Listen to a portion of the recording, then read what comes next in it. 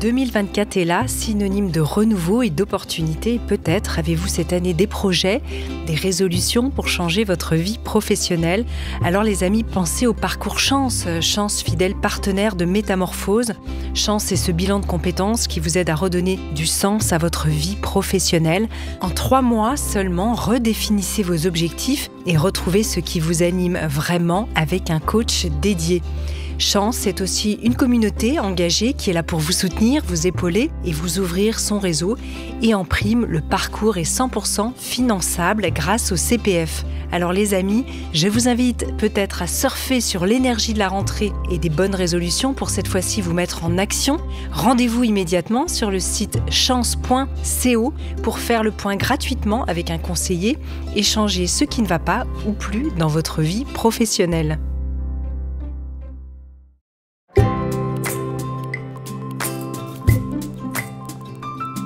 Bonjour et bienvenue dans Graines de Métamorphose, le programme à destination de la nouvelle génération pour faire germer les consciences.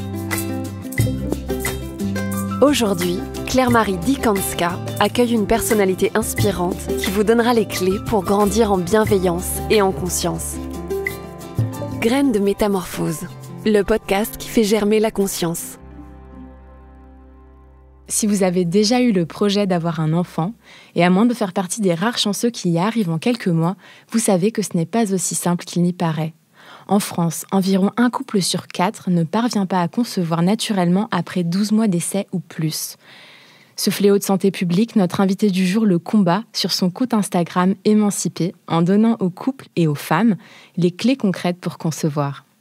Pour cette naturopathe, le sujet a trop longtemps été laissé dans les seules mains de la nature ou de la gynécologie. Au fil de ses réseaux sociaux, l'autrice du manuel pour une fertilité émancipée, publié chez Hachette, nous invite à nous réapproprier notre corps par l'observation de nos cycles et la connaissance des mécanismes de la procréation. Elle débusque les mythes, révèle les astuces qui marchent et nous accompagne avec bienveillance sur le chemin de la parentalité. Bonjour Lorraine Sindicic et bienvenue dans Graines de Métamorphose. Bonjour Claire-Marie, je suis hyper émue de ta présentation. Merci, elle est très belle. Merci. Est-ce que tu peux me dire pourquoi de plus en plus de femmes ont du mal à tomber enceinte ? Il y a plein de raisons parce que c'est vraiment multifactoriel l'infertilité. Je pense qu'il y a un problème assez récent qui est celui des perturbateurs endocriniens dont on entend de plus en plus parler. Notamment là, ces derniers jours, il y a eu des études nouvelles qui impacte la fertilité des femmes et des hommes. Donc clairement, c'est un vrai sujet en ce moment, mais c'est loin d'être le seul. La fertilité, malheureusement, diminue. Les femmes, peut-être, se connaissent pas. Je ne sais pas si elles se sont déjà beaucoup connues, mais en tout cas, notre génération, on est très déconnectés de nos corps parce qu'on a très souvent commencé la pilule très jeune. On l'arrête juste avant de commencer les essais et on redécouvre en fait un corps qu'on ne connaît pas, un cycle qu'on n'a jamais... avec lequel on n'a jamais vraiment cohabité.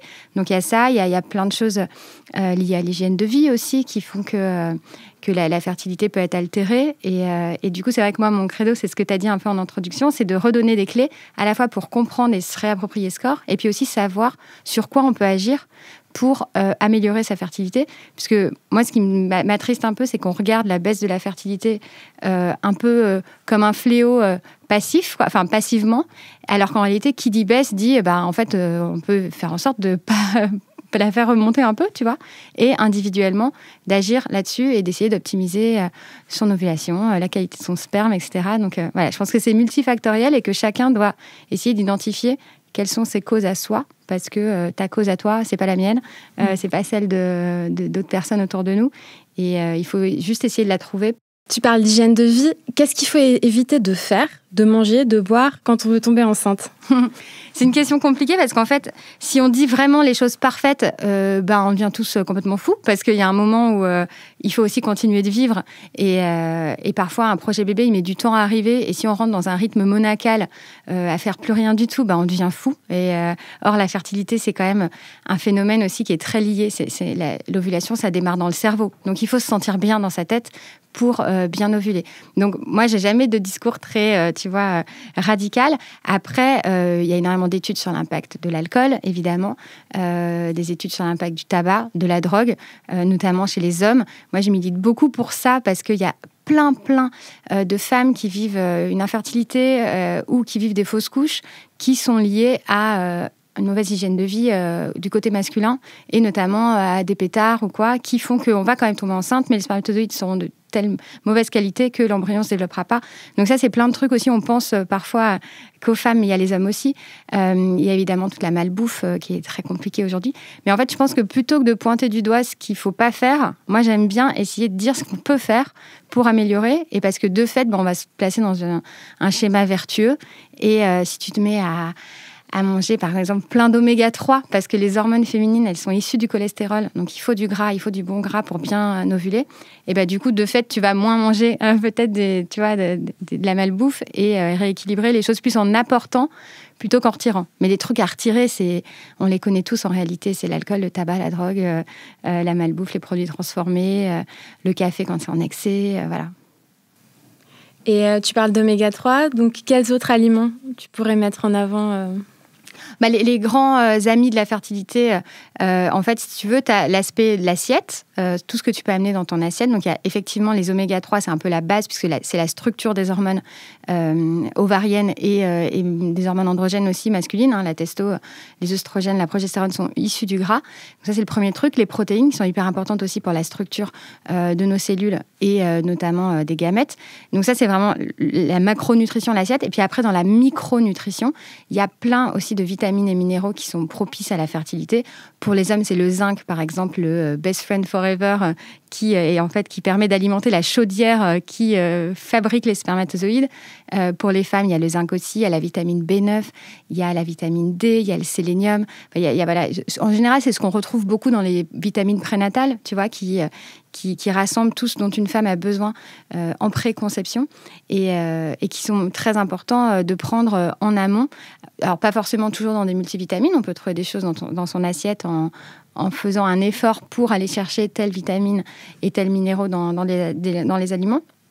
Mais c'est pas toujours évident parce que y a des choses qu'on ne trouve pas dans une quantité suffisante, ou alors on va pas se mettre à manger que des épinards matin, midi et soir pour avoir sa dose de B9, tu vois. Donc faut aussi être raisonnable et se dire qu'on fait le max dans l'assiette, et puis après on peut aller chercher des micronutriments dans des compléments alimentaires bien faits qui sont bien ciblés, et ça peut aussi beaucoup aider.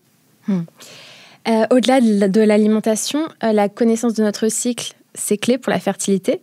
Tu parles beaucoup de glaire cervicale sur ton compte Instagram. Comment est-ce qu'elle peut nous aider à identifier notre période d'ovulation ? Ouais, j'en parle vachement parce que c'est très sous-coté, la glaire cervicale. Je vois une tête masculine. C'est toujours ça, et puis tu vas voir qu'après, ça va te passionner. La glaire cervicale, c'est ce qu'on appelle très souvent les pertes blanches. C'est les sécrétions que les femmes observent dans leurs sous-vêtements. Elles ont l'impression souvent que c'est aléatoire, que parfois j'en ai pas. Oh là là, j'en ai beaucoup en ce moment, ça m'agace. Et alors qu'en fait, c'est pas du tout aléatoire, c'est pas du tout sale, c'est pas du tout honteux.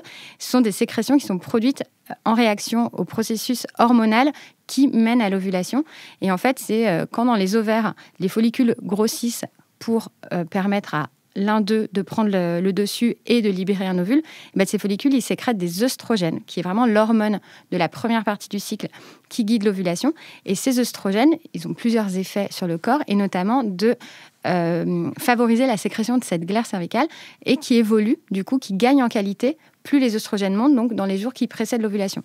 Et son rôle, au-delà de nous permettre de voir du coup l'ovulation arriver, puisque quand la glaire commence à changer de texture, à devenir de plus en plus transparente, de plus en plus étirable, on la compare souvent à du blanc d'œuf cru. En fait, pourquoi elle est là ? Donc, au-delà de nous permettre de voir ça, c'est parce qu'en fait, elle permet de maintenir les spermatozoïdes en vie dans le vagin. Parce que le vagin d'une femme, c'est une zone très acide, parce qu'elle est ouverte vers l'extérieur. Et donc, si elle n'était pas acide et que tous les agents pathogènes qui rentraient par là pouvaient survivre, on aurait des infections tous les jours. Du coup, cette acidité du vagin fait que ça tue tout ce qui rentre par là, notamment les spermatozoïdes. Donc, un spermatozoïde qui arrive dans un vagin hors période pré-ovulatoire, il meurt. Il y a une petite durée de vie de quelques secondes. Désolée, messieurs, mais ils ont fait un long trajet jusque-là, mais finalement, pour pas grand-chose. Et en fait, la glaire cervicale, elle vient dans les jours qui précèdent l'ovulation, et elle a un pH basique qui va contrer cette acidité et maintenir les spermatozoïdes en vie. Et en fait, elle peut les maintenir en vie jusqu'à 5 jours, dans les petites cryptes qui sont au niveau du col de l'utérus, donc au fond du vagin. Donc, par exemple, une femme qui a un rapport un lundi, qui du coup a une belle glaire cervicale qui est déjà là, peut conserver des spermatozoïdes dans le col de son utérus pendant 5 jours. Elle va ovuler le vendredi. Et le vendredi, son col va s'ouvrir parce que c'est ça qui se passe au moment de l'ovulation. Le col s'ouvre pour laisser passer les spermatozoïdes. Et la glaire aura, pendant ces 5 jours, nourri les spermatozoïdes et va les accompagner pour qu'ils puissent monter jusqu'à l'ovule et féconder l'ovule. Donc c'est pour ça qu'une femme, elle n'est pas fertile juste le jour de l'ovulation, mais à peu près 5 jours avant, grâce à la glaire. Et cette glaire, en fait, elle est magique à plein de titres parce qu'elle permet à une femme de connaître son cycle et de connaître sa période fertile. Et ça, c'est quand même sacrément utile quand on veut un bébé et qu'on n'a pas envie de s'épuiser à faire l'amour tout le temps, tous les 2 jours, ou voilà, comme on nous le dit souvent. Au moins, on sait que ça y est, c'est maintenant, quoi. Et puis, parce qu'elle a cette qualité... en fait, sans glaire cervicale, il n'y a pas de fécondation. Puisque, encore une fois, un spermatozoïde ne survit pas. Et il y a des femmes qui vont avoir une glaire de mauvaise qualité, une glaire trop acide, une glaire absente. Et en fait, en vérifiant qu'on en sécrète bien, etc., on peut se rendre compte que peut-être il n'y en a pas assez et travailler là-dessus parce que c'est un fluide du corps et on peut essayer de l'optimiser. Il y a plein de choses qu'on peut faire pour favoriser une belle glaire. Je sais que c'est pas le life goal de tout le monde, mais quand on se rend compte de son rôle, on se dit que c'est peut-être pas si bête de travailler dessus. Donc, très utile la glaire.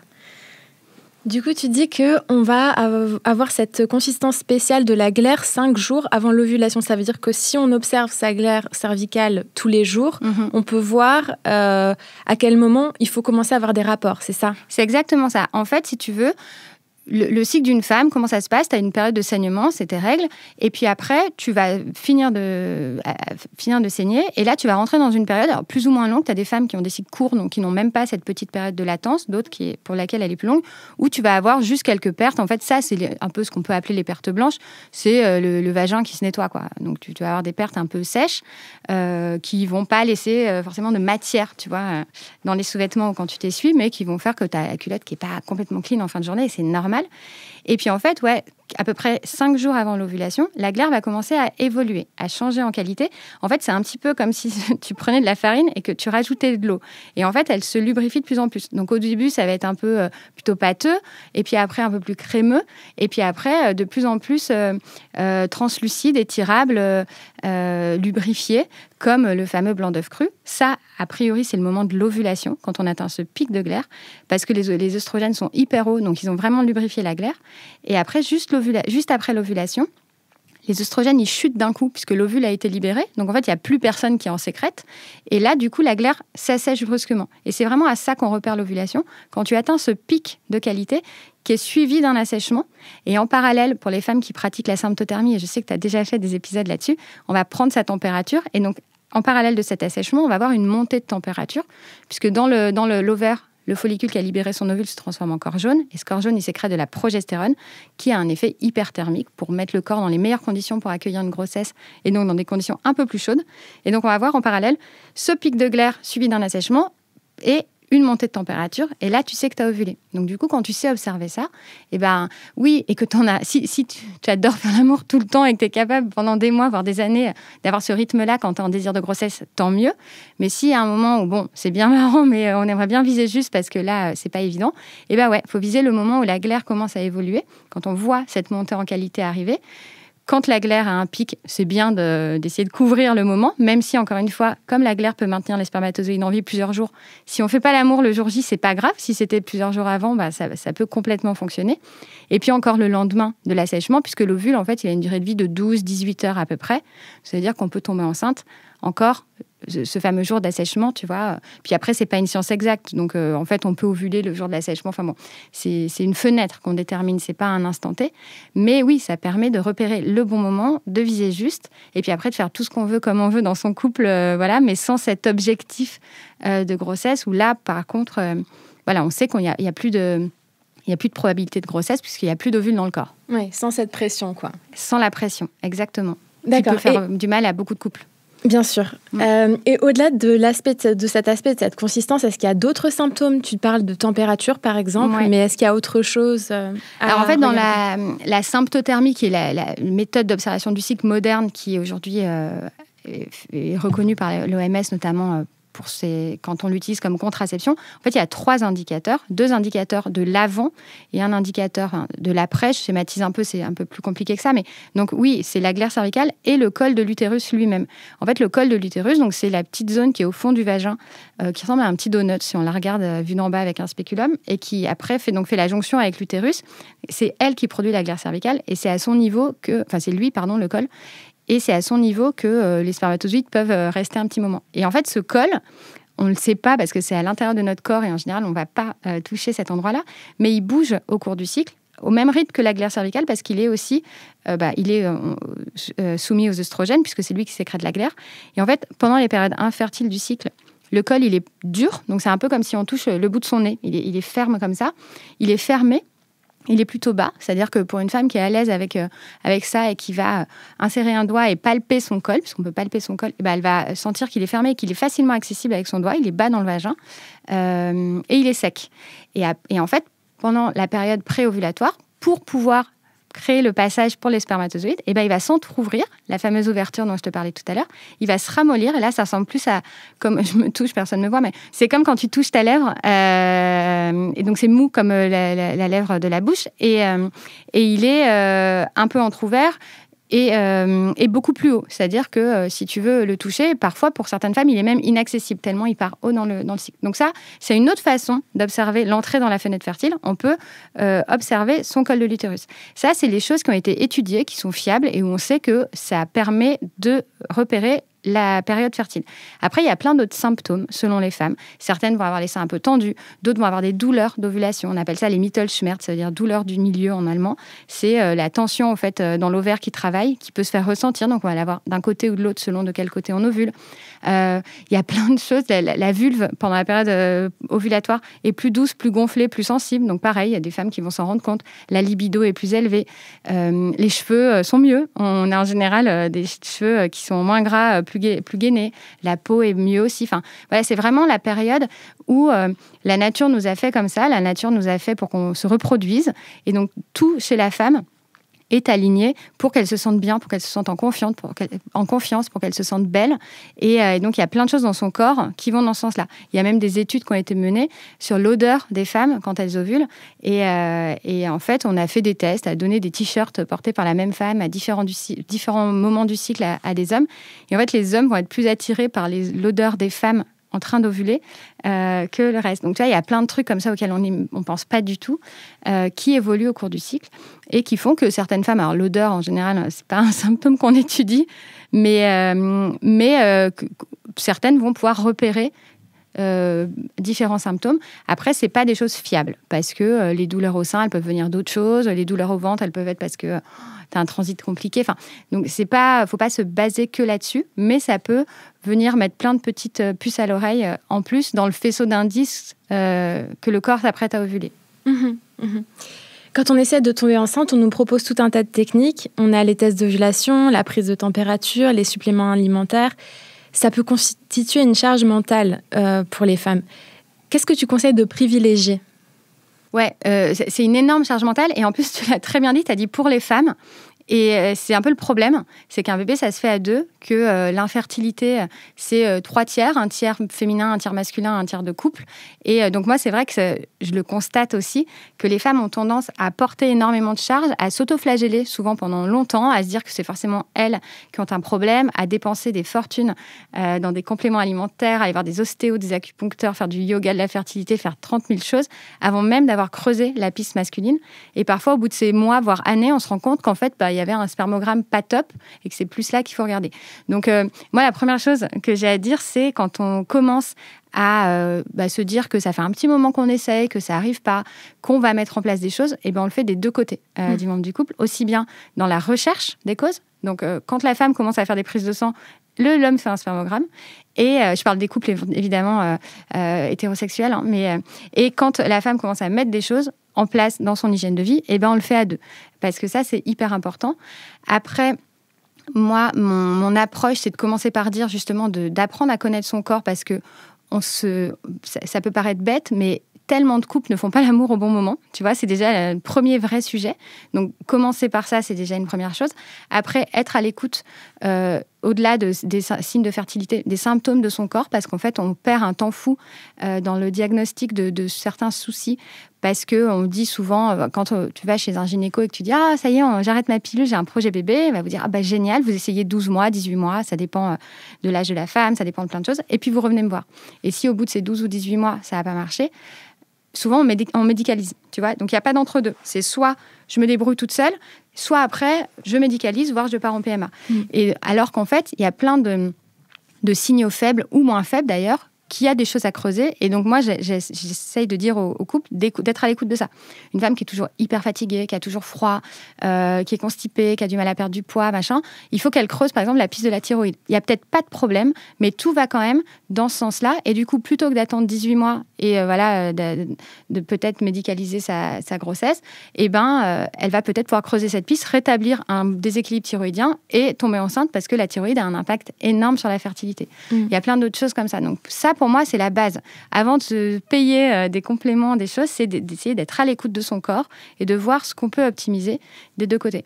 Après, oui, l'hygiène de vie, c'est en parallèle. C'est-à-dire qu'adopter une alimentation qui va être saine, qui va être propice à la fertilité, ça, c'est dommage de ne pas le faire, parce que sinon, on perd du temps.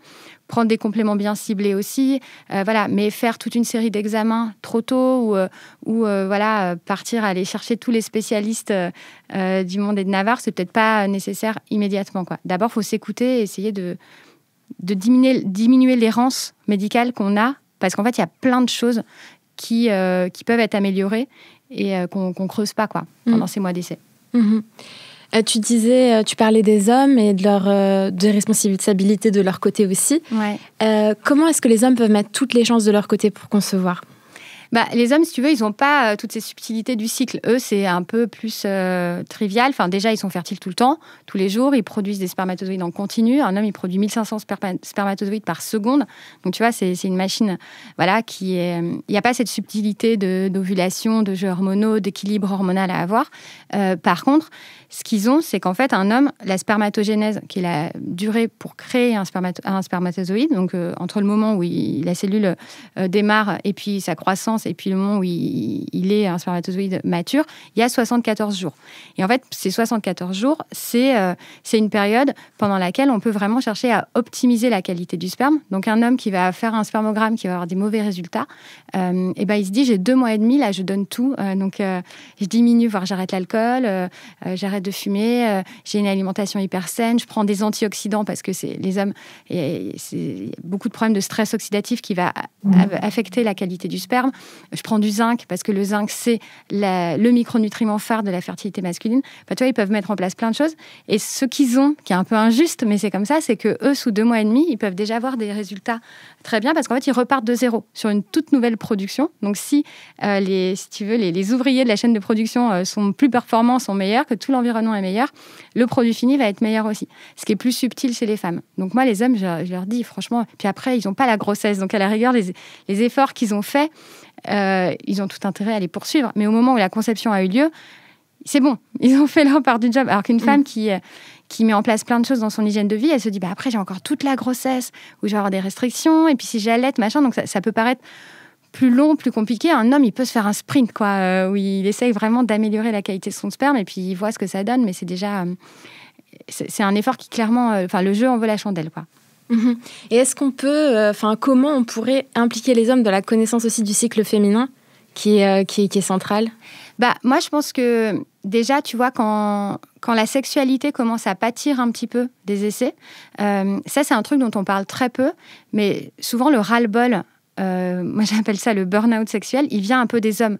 Parce que l'homme, quand il y a des rapports programmés, etc., je vais pas faire un dessin, mais il a une performance à accomplir pour que ça marche. Une femme, c'est terrible, mais...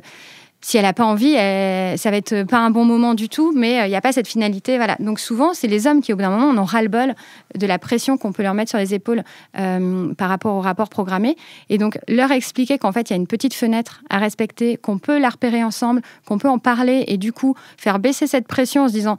ok, déjà, c'est pas 15 jours, parce que tu parlais des tests d'ovulation tout à l'heure. Le problème des tests d'ovulation, c'est que tu les fais le matin et tu regardes ton mec et tu dis ce soir, t'as intérêt à rentrer tôt parce que je viens d'avoir le smiley. Et du coup, ça met une pression énorme. Moi, j'ai un copain, je me disais, un de mes amis, il me disait quand le matin, sa nana lui disait ça, lui, il passait une journée horrible parce qu'il avait une pression d'enfer où il avait dit t'as intérêt à rentrer tôt.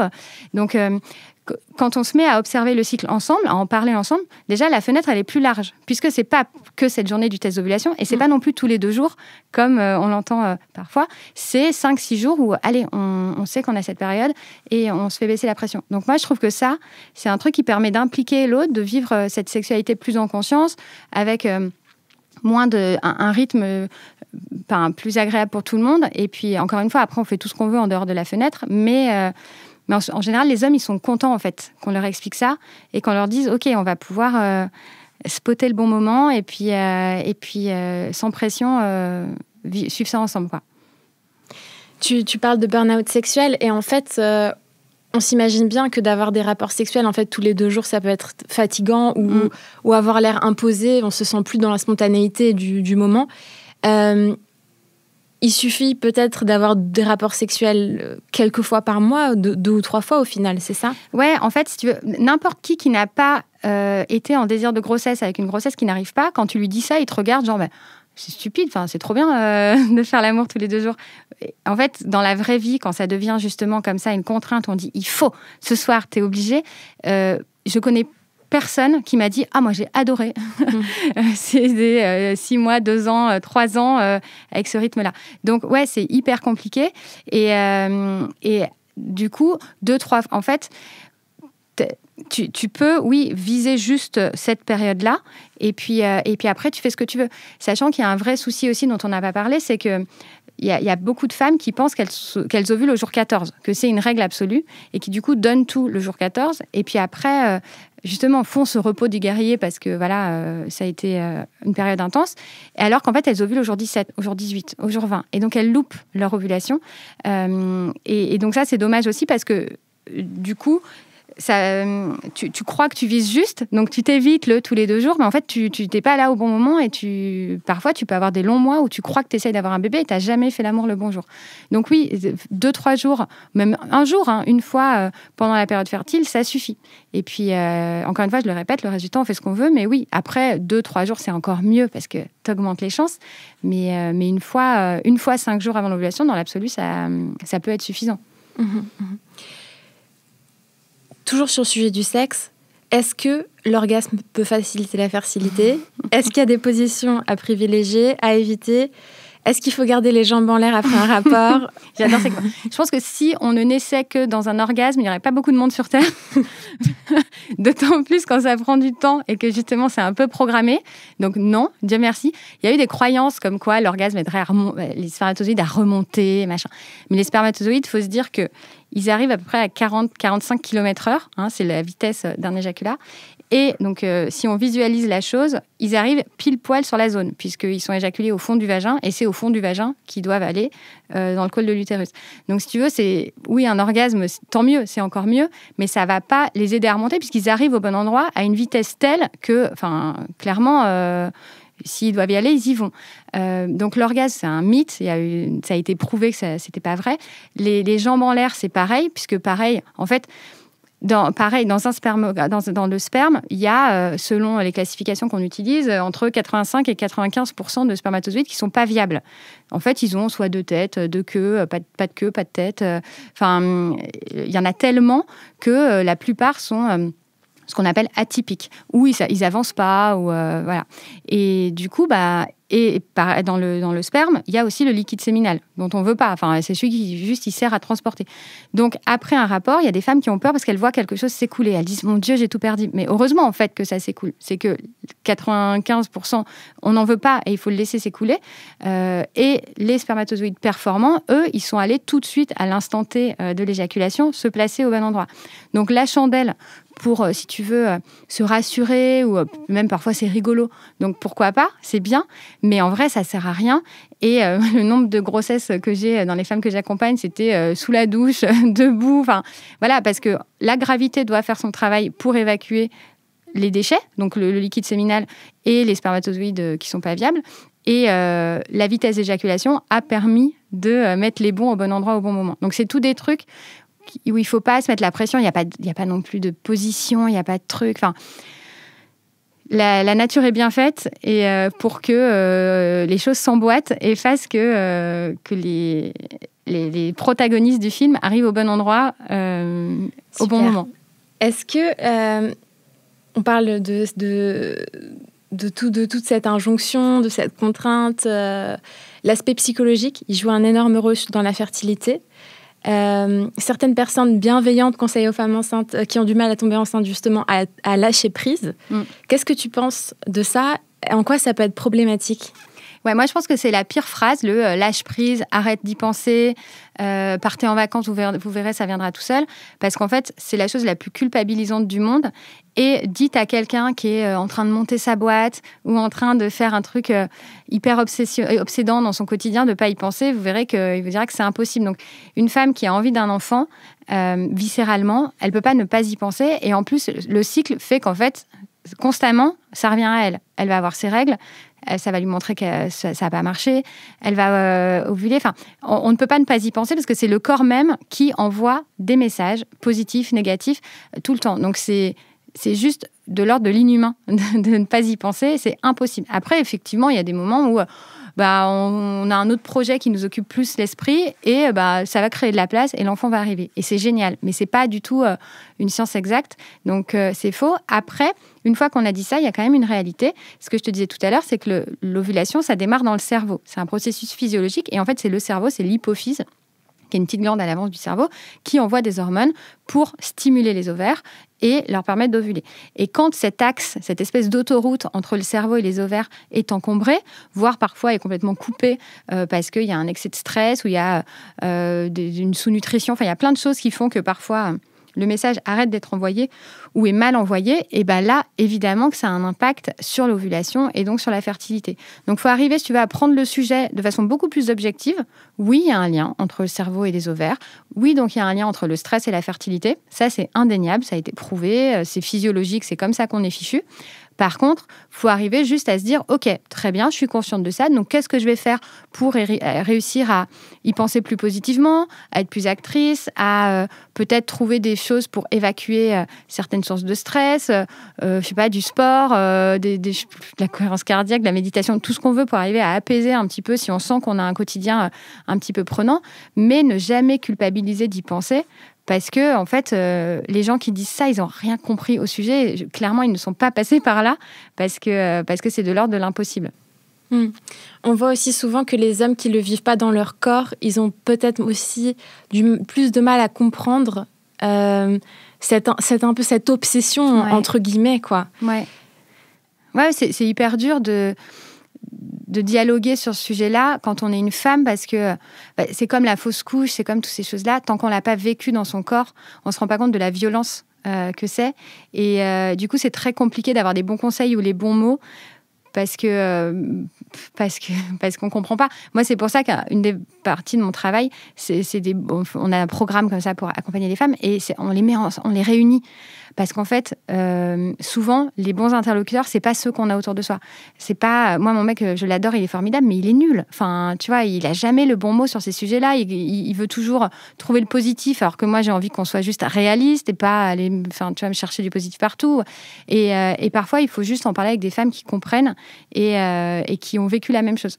Donc, ouais, impliquer l'homme, c'est pas toujours évident. Après, c'est une question de dialogue. Il faut arriver à dire les choses, à pas les garder pour soi, à pas partir du principe que l'autre va deviner ou qui peut de lui-même comprendre. Parfois, il faut être très clair dans ses explications, en disant c'est dur pour moi, là je viens de vivre un échec, je suis pas bien, ça me rappelle, je viens de me reprendre en pleine face, je viens de voir du sang en allant aux toilettes et ça me montre qu'on a échoué, c'est très violent pour moi.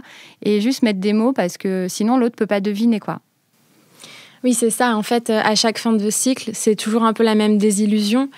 Et du coup, en fait, en amont des règles, les couples qui cherchent à concevoir vont avoir tendance à analyser tous les signes potentiels de grossesse, mais le symptôme prémenstruel, c'est très similaire à un début de grossesse, en fait. Parfois, ouais. Ouais, c'est ça. Et puis après, quand le corps a très envie, quand la tête a très envie de quelque chose, le corps est capable de l'exprimer. Moi, je vois plein de femmes qui ont des symptômes flagrants de début de grossesse alors qu'elles ne sont pas enceintes, mais parce que, au bout d'un moment, tout se confond et on est tellement à l'écoute de tout qu'on va entendre des choses. Mais c'est vrai que le syndrome prémenstruel peut ressembler parfois aux symptômes de début de grossesse. On va avoir la poitrine gonflée, on peut même avoir parfois des nausées, être un peu fatigué et ça peut prêter à confusion. Donc, faut toujours être un petit peu prudente par rapport à ça parce que, c'est encore plus... Enfin, est-ce que c'est encore plus violent ? Je ne sais pas. Mais en tout cas, parfois, ça fait un peu l'ascenseur émotionnel, quoi. Est-ce qu'il y a des choses pour des manières de les distinguer ?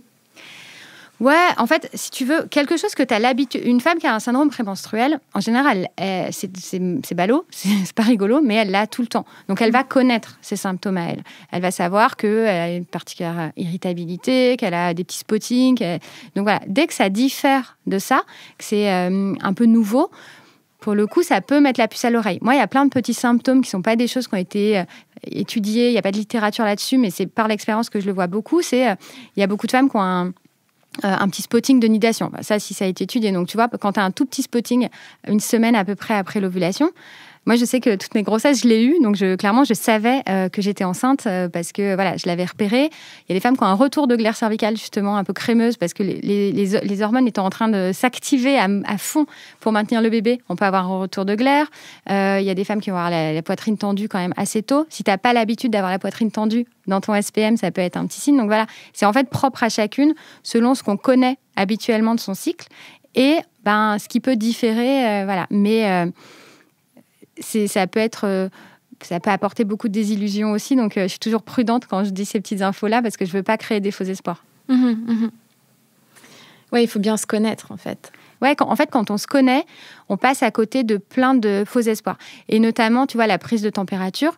Une femme qui la prend, en fait, en général, la température, elle chute la veille des règles. Est-ce que c'est mieux de voir sa température chuter, du coup, de se dire, OK, allez, ça n'a pas marché pour cette fois, machin, plutôt que de se faire prendre de cours par un saignement dans la journée. Il y a 2 écoles. Moi, j'ai l'impression quand même que c'est un peu plus doux de voir par la température, tu vois, de se dire, OK, je me prépare, je mets ma culotte de règles, mince, mais bon, voilà. Donc, quand on s'observe, en fait, il y a plein de trucs comme ça qui permettent, moi, je trouve, d'amoindrir un tout petit peu la chute de fin de cycle quand ça n'a pas marché. Et à contrario, de voir à coup sûr que ça a marché parce que tu vas avoir ta température qui se maintient haute plus de 16 jours. Ça, c'est un signe, a priori, de début de grossesse, que tu vas connaître ton corps et ce qu'on disait, que tu vas sentir que là, c'est différent et qu'a priori, il se passe un truc. Donc, dans un sens comme dans l'autre, pour moi, c'est une richesse dont on a tout à gagner, quoi. Tu parlais de fausse couche tout à l'heure. Ouais. Souvent, c'est un sujet tabou, on n'en parle pas et pourtant, elle représente un vrai deuil pour les couples qui les vivent. Est-ce que tu as des pistes pour aider celles et ceux qui y sont confrontés ? Ouais, j'en ai à la fois plein et aucune parce que c'est hyper personnel, mais moi, ce que je recommande souvent, c'est de surtout pas minimiser la chose. On a tendance à... Et c'est souvent les gens qui disent ça, de trouver du positif. Ah au moins, tu sais que ça marche. C'est mieux comme ça. Vaut mieux ça qu'un enfant malade. Vaut mieux maintenant que plus tard. Enfin, il y a toujours une phrase un peu positive, sauf qu'il n'y a rien de positif, en fait, à trouver dans une fausse couche. Et donc, c'est déjà apprécier, accepter la chose, prendre le temps de la digérer et ne pas essayer d'y trouver une quelconque bonne nouvelle, parce que c'est pas vrai. Prendre le temps du deuil, parce que tu as dit le mot deuil et il est hyper important, c'est que c'est le deuil d'un enfant. Et ne pas hésiter à ritualiser le moment, tu vois. Quand on vit une fausse couche chez soi, par exemple, notamment avec la prise d'un médicament, c'est d'une violence inouïe parce qu'on se retrouve à entendre, à voir, sentir un petit sac partir et attirer la chasse. Et ça, je trouve que c'est très, très, très dur. On n'en parle pas assez, qu'il y a des femmes qui vivent ça, beaucoup de femmes qui vivent ça. Et en fait, il y en a plein qui, après coup, se disent « Mon Dieu, mais j'ai tiré la chasse, quoi !» Tu vois, donc pas hésiter à ritualiser. Alors, il y en a qui vont trouver ça dégueulasse, d'autres qui vont se trouver c'est génial, mais à récupérer le petit œuf, à l'enterrer dans son jardin, à faire des trucs, tu vois, à se dire, en fait, je viens de perdre une grossesse, un enfant que j'espérais, et c'est hyper violent, et je peux pas balayer ça d'un revers de la main. Donc, voilà, se faire accompagner. s'accompagner si on ressent le besoin, aller voir un psy, faire de l'acupuncture, faire de l'hypnose. Il y a plein de choses, il y a plein de thérapeutes qui se spécialisent aussi dans cet accompagnement du deuil périnatal, de la fausse couche, et qui du coup ont des outils bien meilleurs que moi. C'est pas mon talent du tout ça, mais je sais aller les voir ou en tout cas orienter vers eux pour aider le cœur, la tête, et puis après le corps, on peut faire des choses aussi pour l'accompagner avec des outils, avec des plantes, avec une alimentation adaptée aussi pour aider l'utérus à se remettre de ce qu'il vient de vivre, aider le corps à se reminéraliser parce qu'il a potentiellement beaucoup saigné. Enfin, voilà, il y a plein de petits tips, mais surtout ne pas minimiser, ne pas en faire tout un plat si on le vit bien aussi. Après, chacun met le curseur au bon endroit, mais ne pas se dire que c'est un non-événement parce que c'est fréquent. C'est pas vrai. À l'échelle d'un individu, c'est un cataclysme. Et c'est pas parce qu'il y a beaucoup de femmes qui passent par là que c'est comme l'accouchement. Enfin, l'accouchement, tout le monde le vit. Mais quand tu es en train de le vivre, tu te dis, mais mon Dieu, quoi, comment tout le monde vit ça? C'est incroyable. Et c'est pas parce que tout le monde y arrive que à ton échelle à toi, c'est pas le moment le plus époustouflant de ta vie. Et la fausse couche, c'est pareil. C'est pas parce que c'est fréquent qu'on doit le banaliser et se dire que on est censé passer à autre chose. Voilà, et retourner bosser le lendemain et faire comme si de rien n'était, ne pas en parler. Le fait de ne pas vouloir annoncer sa grossesse avant la fin du premier trimestre, c'est en fait pour préserver les autres de la gêne de l'annonce d'une fausse couche. En fait, c'est ça. C'est que tu ne veux pas prendre le risque de devoir annoncer une fausse couche parce que peut-être que tu te protèges toi, mais il y a aussi un côté de ne pas avoir envie d'en parler avec l'autre. Donc voilà, faut laisser de côté cette honte, laisser de côté cette banalisation et se dire que c'est hyper dur. Et il n'y a rien d'autre à dire en fait. En général, on dit il faut un village pour élever un enfant. Toi, tu dis il faut un village pour faire un enfant. Pourquoi ? Comment est-ce qu'on peut soutenir un couple qui a du mal à concevoir ? Alors, il faut déjà qu'il en parle, parce qu'il y en a beaucoup qui n'en parlent pas. Et c'est pour ça aussi qu'on a l'impression qu'il y en a si peu, alors qu'en fait, il y en a 1 sur 4, tu as dit le chiffre, parce que c'est très tabou et personne n'en parle. Donc, pas hésiter à libérer la parole. Et ouais, pour moi, il faut un village pour faire un enfant, parce qu'il y a soit tout ce qu'on peut faire en autonomie, mais déjà, faut-il encore qu'on nous l'apprenne. Donc, tu vois, ça, c'est mon job, c'est de donner l'autonomie au couple. Mais je fais un peu partie du village, du coup, d'une certaine façon. Et puis après, il y a plein de gens qui peuvent venir t'apporter leur aide. Il y en a pour qui c'est ça qui va marcher, d'autres, c'est ça. Il y en a qui vont avoir besoin d'un suivi... en hypnose parce qu'elles vont avoir des non-dits dans leur famille qui vont faire que en fait ça les freine dans leur projet. Il y en a dont le corps va être complètement congestionné, qui du coup en fait vont avoir les ovaires tous serrés sur eux-mêmes, vont pas réussir à ovuler. Et là c'est un ou une ostéo qui peut les aider. Donc en fait faut pas hésiter à aller chercher des compétences ailleurs, de gens qui sont là pour aider. Et évidemment, dans le village, il y a la médecine. Et c'est quand même une chance incroyable qu'on a aujourd'hui, tout ce que la médecine peut faire, la procréation médicalement assistée, etc. Mais pour moi, c'est pas juste moi tout seul, enfin mon couple et la médecine. Non, en fait, il y a tout le village autour de gens qui sont un peu entre les deux, qui sont complémentaires, qui sont surtout pas anti. Ça aussi, c'est mon discours. Moi, je suis pas du tout parallèle à la médecine. Moi, je suis à côté. Enfin, je suis pas alternative quoi. C'est à côté. En fait, c'est pas parce que tu vas aller en PMA que tu peux pas mettre plein de choses en place dans ton hygiène de vie pour améliorer les choses. C'est pas parce que tu décides de faire un enfant naturellement en allant voir une naturo, en mettant plein de trucs en place, que tu peux pas à un moment donné avoir quand même besoin d'un coup de pouce médical. Enfin, voilà, faut se dire, ok, tous ces gens-là ont pour objectif que j'ai un enfant. Parce que c'est vrai, en fait, les gens qui travaillent dans ce domaine de la fertilité, c'est des gens passionnés. Et en général, tout ce que tu veux, c'est que ça marche. Donc, il y a plein de gens qui vont mettre leur énergie pour m'accompagner dans ce projet. Putain, je la prends, quoi. Et voilà, et on met toutes nos forces ensemble. Et puis, peut-être que c'est telle personne qui va apporter la clé, peut-être que c'est telle autre, peut-être que c'est la somme de tout ça. Mais il ne faut pas rester seul. Merci beaucoup, Lorraine, pour cette invitation à nous réapproprier notre fertilité. Pour en savoir plus, je vous conseille le compte Instagram de Lorraine Sindicic, Émancipée ES, son site internet émancipée.com ou son manuel pour une fertilité émancipée aux éditions Hachette. Je vous souhaite à toutes et à tous une très belle journée. Merci. Merci d'avoir écouté cet épisode. S'il vous a plu, n'hésitez pas à aller vous abonner directement au podcast sur votre plateforme d'écoute préférée. Il vous suffit de taper Graines de Métamorphose dans la barre de recherche pour le retrouver. Vous pouvez aussi nous suivre et découvrir les actualités du podcast sur notre Instagram, Graines de Métamorphose.